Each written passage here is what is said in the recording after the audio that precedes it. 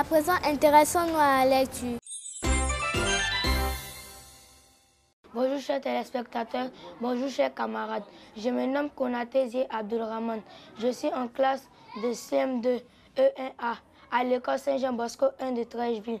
Aujourd'hui, je vais vous lire l'intitulé du petit soldat de plomb. Écoutez ma lecture. Il était une fois 25 soldats de plomb, tous frères car tous nés d'une vieille cuillère de plomb. Ils se tenaient l'arme au bras. La tête droite et leur uniforme étaient rouge et bleu. Chaque soldat ressemblait aux autres. Un seul était différent. Il n'avait qu'une jambe. Mais il se tenait aussi ferme sur ses jambes que les autres sur deux.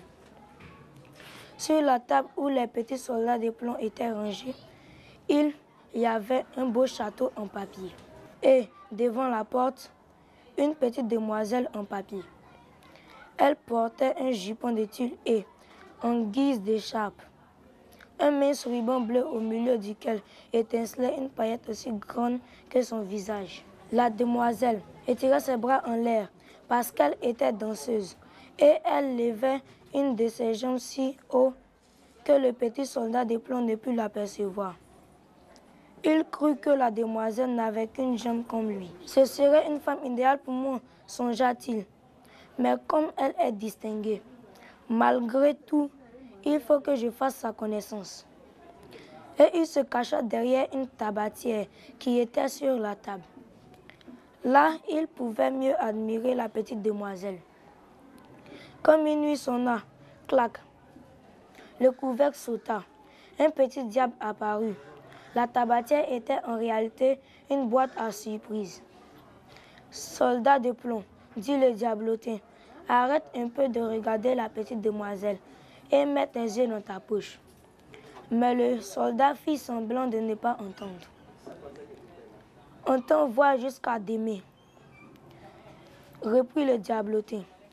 Et le lendemain, les enfants placèrent le soldat de plomb sur le rebord de la fenêtre. Mais tout à coup, la fenêtre s'ouvrit et il tomba du 3e étage. La servante et le petit garçon descendirent le chercher, mais ils ne le trouvèrent pas. La pluie commença à tomber. Après l'orage, 2 gamins des rues vinrent à passer. Dis donc, file-le, voilà un soldat de plomb qui ne demande qu'à naviguer. Ils confectionnaient un bateau avec un vieux journal, mirent dedans le soldat de plomb et le lâchèrent dans le caniveau rempli d'eau. Soudain, le bateau s'engouffra dans un égout. Il fait aussi noir que dans ma boîte, dit le soldat de plomb. Où vais-je atterrir maintenant? Si seulement la petite demoiselle était avec moi. L'égout déboucha sur une rivière. Le bateau tournoya plusieurs fois sur lui-même, se remplit d'eau et sombra. Au même instant, le petit soldat de plomb fut avalé par un gros poisson. Il fait encore plus noir que tout à l'heure, pensa-t-il. Mais il restait immobile, l'arme au bras. Le poisson s'agitait de tous côtés.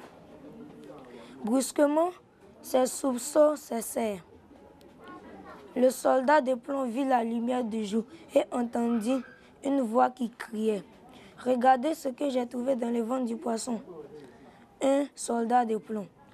C'était la cuisinière qui avait acheté le poisson au marché et qui le préparait pour le déjeuner. Elle apporta le petit soldat dans le salon. Oh, surprise!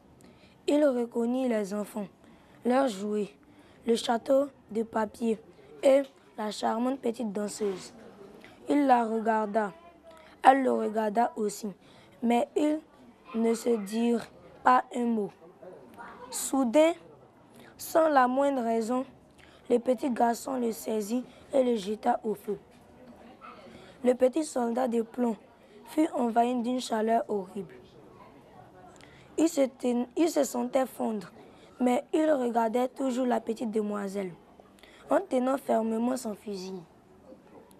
C'est alors qu'un courant d'air fut volé la danseuse dans le feu, près du soldat. En un instant, elle disparut dans les flammes. Le lendemain matin, quand la servante balaya les cendres de la cheminée, elle trouva un petit cœur de plomb et une paillette que le feu avait rendu noir comme du charbon. Point. Quel était le nombre des petits soldats de plomb?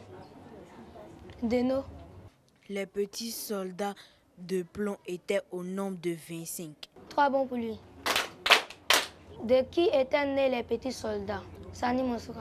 Les petits soldats étaient tous nés d'une vieille cuillère de plomb.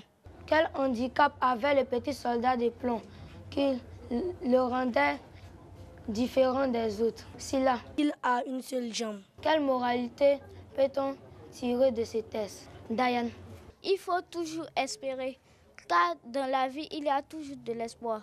Chers camarades, aimons la lecture car elle instruit et apporte beaucoup de bienfaits.